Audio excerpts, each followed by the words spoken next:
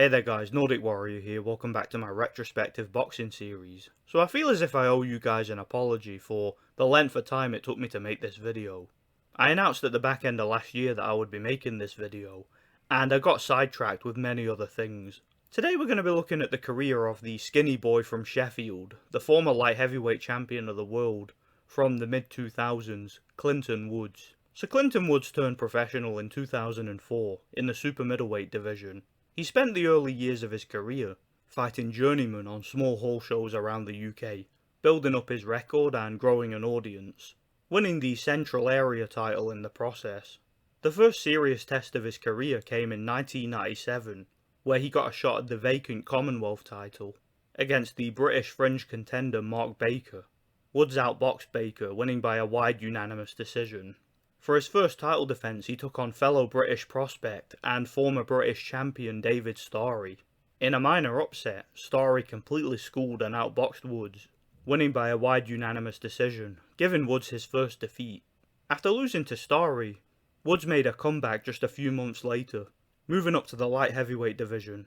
After winning an easy fight against journeyman Peter Mason, he took another risk by taking on the undefeated contender Mark Smallwood, winning by a 7th round stoppage after a dominant performance. He then had the biggest fight of his career yet, taking on the veteran British, Commonwealth and European champion Crawford Ashley for his titles. After a few easy defences of the Commonwealth title, he defended his European title against Juan Nelongo from Spain, winning by a wide unanimous decision. He made one more defence of his European title, taking on the Norwegian contender Ollie Clementson, winning by a 9th round stoppage in a dominant performance. After a few more easy wins against journeymen, Woods got a WBC title eliminator against the Ugandan contender Yawi Davis, winning the fight handily. The following year, after a stay busy win against journeyman Clint Johnson, Woods got his first world title shot, travelling over to America to take on the undefeated light heavyweight champion and boxing legend Roy Jones Jr. It proved to be a step too far. Woods put on a pretty lackluster performance, being dominated by Roy and getting stopped in round 6, giving Woods the second defeat of his career. After losing to Roy, Woods returned home to Sheffield, taking on journeyman Sergio Martin Baez, winning by a 3rd round stoppage after a dominant performance. He then took on Arturo Rivera, destroying him in 2 rounds.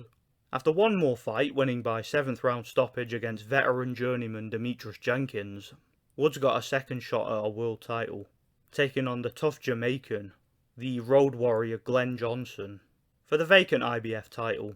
The fight was fairly competitive, but for the most part Johnson was in control, getting the better of Woods in most of the rounds with his superior work rate.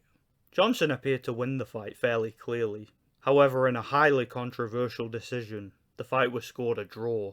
The two men had a rematch just a few months later, and this time Johnson was better prepared, completely schooling and outboxing Woods, winning by a wide unanimous decision, giving Woods the 3rd defeat of his career. Later that year, Woods got another world title eliminator for the IBF, taking on the tough fringe contender Jason DeLisi. Woods got off to a terrible start, getting dropped in the first round, and it appeared he might get taken out. However, he was able to hang in there and made a comeback, taking over the fight, dropping DeLisi in the 7th round, and forcing a stoppage in round 12. The following year he got a 4th shot at a world title, taking on the undefeated American contender Rico Hoy. Woods destroyed Hoy, stopping him in the 5th round after a dominant performance, finally becoming world champion in his 4th attempt. For his first title defence, he took on the veteran former world champion Julio Cesar Gonzalez, winning by a unanimous decision in a competitive fight.